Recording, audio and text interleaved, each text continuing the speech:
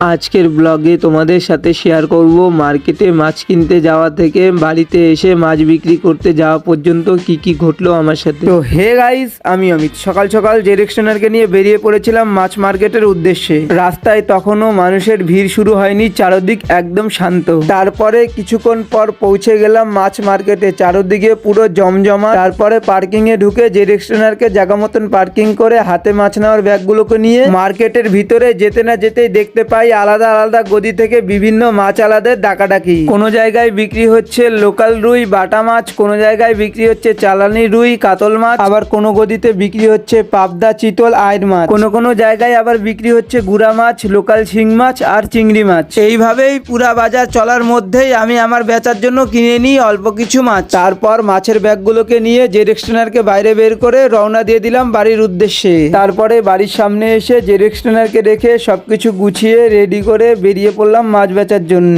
তারপরে পাড়ায় পাড়ায় ঘুরতে শুরু করলাম, একের পর এক মানুষের ডাক, দরদাম আর মাছ বিক্রি। সেই ব্যস্ত মুহূর্তগুলোই আসল মজা ভাই। তারপরে আমি ঘুরে ঘুরে কোনো জায়গায় 30 টাকা, কোনো জায়গায় 60 টাকা, কোনো জায়গায় 100 টাকার, কোনো জায়গায় 70 টাকার, তার পাশাপাশি আরো কোথাও কোথাও 40 টাকার, 20 টাকার, 50 টাকার, এইভাবে করে মাছ বিক্রি করে। আর আমি আজকে মাছ কিনে নিয়ে এসেছিলাম টোটাল 13 কেজি মাছ, যার মধ্যে ছিল 10 কেজি গুড়া মাছ আর 3 কেজি চিংড়ি মাছ। তারপরে সব শেষে সব মাছগুলোকে শেষ করে বাড়ির সামনে এসে ডিরেকশনারকে রেখে বাড়ির ভিতরে গিয়ে টাকা পয়সা সবকিছু হিসাব করে দেখি আমার আজকে পুঁজি ছাড়া ইনকাম ছিল 460 টাকা।